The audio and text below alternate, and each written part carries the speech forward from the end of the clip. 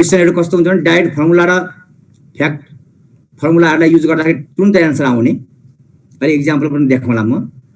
Based on short simplification, यसमा धेरै लामो सिम्प्लिफिकेसन गरेर जानु नपर्ने समयहरु हामीले सोध्नु पर्छ। सानो सिम्प्लिफिकेसनमा बेस्ड हुने। Sometimes logical reasoning may be lead to the conclusion. कहिलेकाहीँ के हुन्छ भने फर्मुला पनि नलाग्न सक्छ, यो फ्याक्टमा पनि बेस्ड नहुन सक्छ र सिम्पल लजिकले यसको एन्सर हामीले दिन सक्ने हुन्छ। अनि अर्को based on interpretation of definition, lemma, theorem and corollary. कुनै मल्टिपल चोइस क्वेसन कस्तो हुन्छ भने डाइरेक्टली डेफिनिसनसँग रिलेटेड हुन्छ, लेमा, थ्योरम, करोलरीसँग रिलेटेड हुन्छ। हामीलाई डेफिनिसन कुनै कुराको आउँछ, लेमाको रिजल्ट हामीले जानेछौँ, थ्योरमको रिजल्ट जानेछौँ भने ठ्याक्कै त्यसलाई एप्लाई गरेर हामी एमसीक्यू क्वेसनको एन्सर निकाल्न सक्छौँ। जस्तै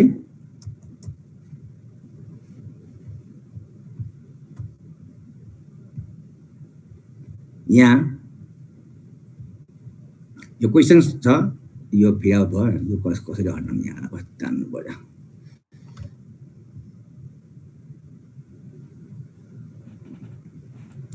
जस्तै यहाँ क्वेसन छ, the census bureau provided a report stated that the median income level of Pokhel is rupees 47,463. Based on this information, if you took a survey of 100 random workers in Pokhara, what is the probability the respondents' income is greater than 47,463? यहाँ क्वेसनहरु छ, चारवटा के रे अप्सनहरु छ हामीसँग। अब यो option, अब यसको एन्सर दिँदाखेरि हामी लजिकल बेस्डमा हामीले एन्सर दिनुपर्छ। जस्तै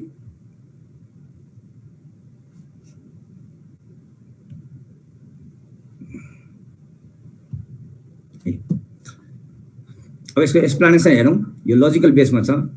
median is the mid number when all number is the set are arranged from the least value to the greatest value. The question states that the median income level in Pokhara is rupees 47,643.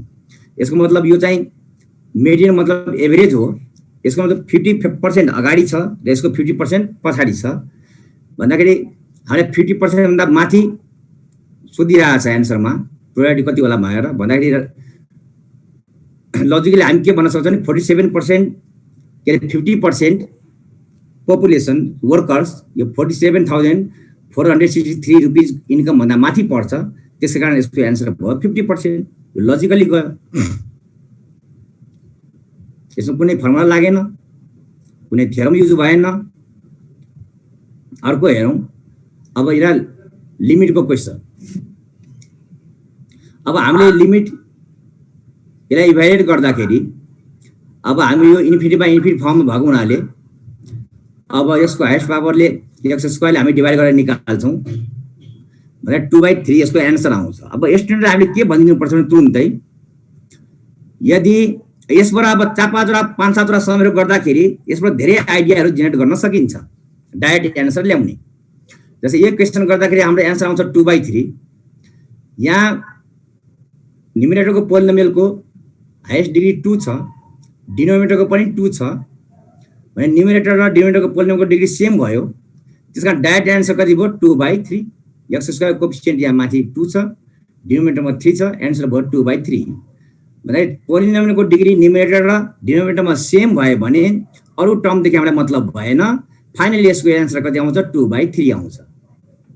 अब यस्तै किसिमको 8-10वटा समलाई हामीले यदि practice गर्न दियौँ भने र पोलिनोमियलको degree हामीले चेन्ज गरेर देखायौँ भने 5-6वटा सम एटेम्प गरिसकेपछि उसले के पाउँछ भने निष्कर्ष के पाउँछ भने यदि माथिको पोलिनोमियलको डिग्री डिनोमिनेटरको पोलिनोमियलको डिग्री भन्दा ठुलो छ भने एन्सर उसले जहिले पनि इन्फिनिटी पाउँछ, डज नट एक्जिस्ट। यदि डिनोमिनेटरको पोलिनोमियलको डिग्री न्युमिनेटरको पोलिनोमियलको डिग्री भन्दा बढी छ भने डिनोमिनेटरको बढी छ भने उसले जहिले पनि एन्सर पाउँछ 0। त उसले 8-10वटा सम गरेपछि उसले अब्जर्भ गर्छ र फाइनली उसले एक लाइनमा एन्सर दिन सक्छ कि पोलिनोमियलको डिग्री सेम भयो भने यो कोएफिसिएन्टको रेशियो भयो एन्सर न्युमेरेटरको डिग्री बढी भयो भने लिमिट डज नट एक्जिस्ट र डिनोमिनेटरको डिग्री बढी भयो भने हुन्छ 0। त्यस्तै यहाँ 3 नम्बरको क्वेसन मैले यहाँ राखेको छु पोलिनोमियलबाट। If the equation x² - mx + m + 1 = 0 have its roots in the ratio 2:3 then m = अब यसलाई 4 मार्क्सको क्वेसनमा सोधिन्थ्यो पहिला हायर सेकेन्डरी बोर्डमा। त हामीले प्रोसेसर जाँदाखेरि यो लामो हुन्छ 2α + 3α गरेर गर्दै गयो भने यो लामो हुन्छ र यसको फाइनली यहाँ हिन्ट मैले भनेको छु यसको एन्सर जहिले पनि यो आउँछ, यो फर्ममा आउँछ भने यसलाई अब फ्याक्टको रूपमा लिए भने फर्मुलाको रूपमा लिए भने तुरुन्त जुनसुकै क्वेसनको पनि यस्तो क्वेसनको एन्सर निकाल्न स्टुडेन्टले सक्छ जसको रुट्सको रेसियो दिएको छ 2:3 दियोस्, 1 is greater than 1 is 2 times of other बनोस्, 2:4 बनोस्, 1:3 बनोस्, जेसुकै बनोस् एक लाइनमा एन्सर निकाल्न सक्छ यदि यसलाई उले फ्याक्टको रूपमा यो एन्सरलाई यो लास्टको जुन एन्सर छ फ्याक्टको रूपमा युज गर्यो भने एक लाइनमा एन्सर निकाल्न सक्छ। र यही क्वेसनमा m भनेको 2 भयो, n भनेको 3 भयो, b भनेको यहाँ x को कोएफिसिएन्ट भयो, यहाँ m + n 2 + 3 को स्क्वायर एसी गरे भने जस्तो सुकै रेशियो दिएको होस् जेसुकै रेशियो दिएको होस् स्टुडेन्टले एक लाइनमा यसको एन्सर निकाल्न सक्छ यदि उले 4-5 वटा क्वेसन यस्तो रेशियो वाला गरेको छ र उले त्यसलाई अब्जर्भ गरेको छ भने तिनीहरुको बीचमा लिंक खोजेको छ भने उले एक लाइनमा एन्सर गर्न सक्छ, टाइम उसलाई लाग्दैन। अर्को हेरौं। अनि अर्को मैले यहाँ बताएको थिएँ based on interpretation of definition lemma theory and corollary त्यो यहाँ डिलिट भएछ। मलाई भन्छु जस्तै एउटा क्वेसन हुन सक्छ जुन चाहिँ डाइरेक्ट थ्योरममा बेस्ड होस्। जस्तै एउटा क्वेसन मैले पढेँ क्वाड्रेटिक इक्वेसन हैज अब 4 वटा option. Option A less than 2 roots, option B more than 2 roots, option C 2 roots, option D exactly 2 roots.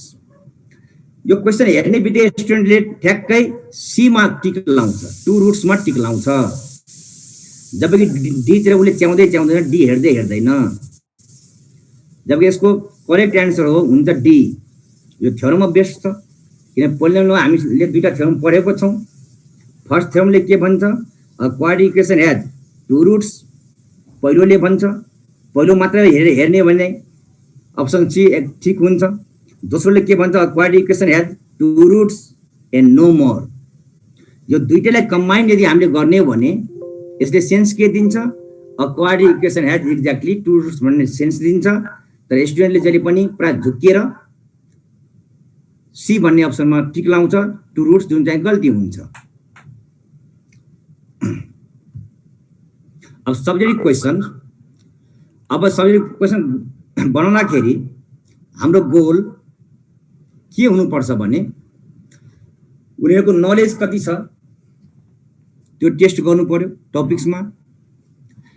त्यो नलेज टेस्ट गर्ने भनेको हामीले डेफिनिसनबाट हो, एक्जाम्पलबाट हो मेरो विचारमा है। दोस्रो हामी उसको एबिलिटी हेर्न सक्छौं, उसले डेरिभेसन गर्न सक्छ कि सक्दैन, कुनै थ्योरमको उसको क्षमता कति छ, डेरिभ गर्ने क्षमता कति छ त्यो पनि हामी हेर्नु पर्छ त्यो क्वेसनको माध्यमबाट। र अर्को तेस्रो उसको प्रब्लम सल्भिङ स्किल कस्तो छ त्यो पनि हामीले हेर्न सक्नुपर्छ। कोही हुन्छ 2 लाइन अगाडि बढ्छ तेस्रो लाइनमा गएर अड्किन्छ, फेरि अगाडि बढ्छ चौथो पाँचौंमा गएर अड्किन्छ, त्यो भनेको प्रब्लम सल्भिङ स्किल नभएको।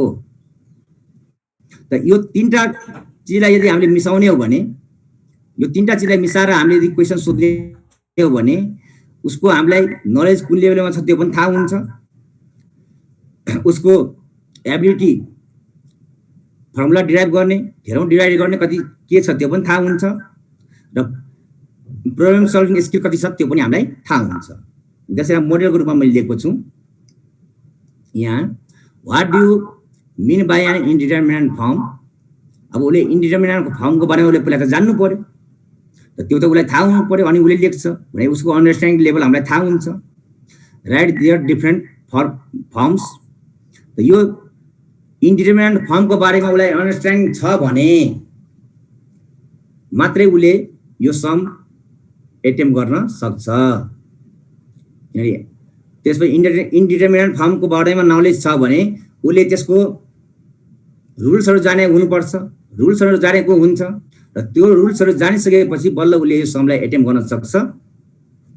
अर्को, define scalar product of two vectors in terms of cosine of their angles. उसले दुईटा डेफिनेसन छ स्केलर प्रोडक्टको, त्यसमध्ये कोसाइन अफ देयर एंगलको टर्ममा उसले भेक्टरलाई डिफाइन गरिसकेपछि त्यसैलाई युज गरेर भेक्टरिकल्ली उसले cos a minus b equal to cos a into cos b minus sin a into sin b उसले डिराइभ गर्न सक्छ, डिराइभ गर्न सक्छ। अर्को, find the periodicity of the function cos ax plus b। अब यसले उसको पेरियोडिसिटीको बारेमा कति ज्ञान छ त्यो हामीलाई थाहा हुन्छ। हामीले इभेन एन्ड अड फंक्शनको डेफिनेसन पनि सोध्न सक्छौँ। अनि त्यसपछि उसलाई हामीले डिफ्रेन्ट क्यारेक्टरहरूको बारेमा लेखेर फंक्शनको कर्व स्केच गर भने पेरियोडिसिटी एप्लाई गरेर उसले के गर्न सक्छ, यसको कर्व स्केच गर्न सक्छ। अर्को 8 मार्क्स क्वेसनमा अब अहिले समस्या के छ भने हाम्रो बानी त पहिला 2, 4 र 6 मा लागेको थियो, अहिले 8 मा कस्तो क्वेसन सोध्ने। अब मेरो विचारले मैले यसरी सोध्न सकिन्छ भनेर हेरा मैले आइडिया दिएको। यो आइडिया सरहरुसँग पनि हुन सक्छ, आफै सरहरुले गर्न सक्नुहुन्छ। यो मेरो idea.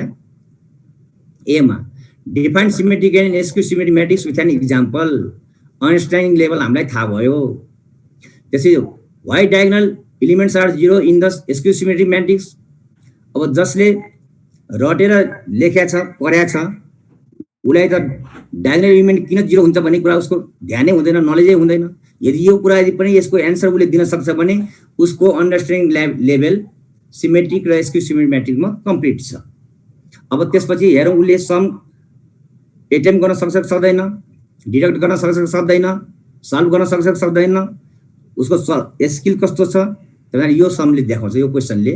So that the sum of the given matrix and its transpose is a symmetric matrix and their difference is a exclusive symmetric matrix. यसले हामी के बुझ्न सक्छौं, यो क्वेसनको एन्सर दिए भने उसँग प्रब्लम सल्भिङ स्किल पनि रहेछ। त्यसलाई मैले 2 + 2 + 2 + 2 गरेर 8 बनाए, 8 मार्क्स को। दोस्रो, define absolute value of a complex number with an example. अब उसले यसबाट एब्सोल्युट भ्यालुको ज्ञान उसलाई छ कि छैन त्यो एक्जाम्पल दिएपछि क्लियर हुन्छ, डिफाइन गरेपछि क्लियर हुन्छ। अनि त्यसपछि if Z and W are 2 complex number, यो ट्रायंगल इनइक्वालिटी मैले सोध्दिएँ, यो प्रुभ गर्छ।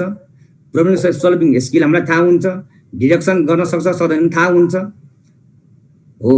अब तेस्रो क्वेसनबाट हामीलाई प्रब्लम सल्भिङ स्किल उसको हामी हेर्न सक्छौं। यो क्वेसनबाट use our result to prove mode of Z minus W is greater equal to mode of Z minus mode of W. यहाँ 3टा क्वेसन मिसिएको छ। पहिला अन्डरस्ट्यान्डिङ लेभल उसको छ कि छैन, दोस्रो उसले थ्योरम डिराइभ गर्न सक्छ कि सक्दैन, र तेस्रो त्यसलाई उसले एप्लाई गर्न सक्छ कि सक्दैन।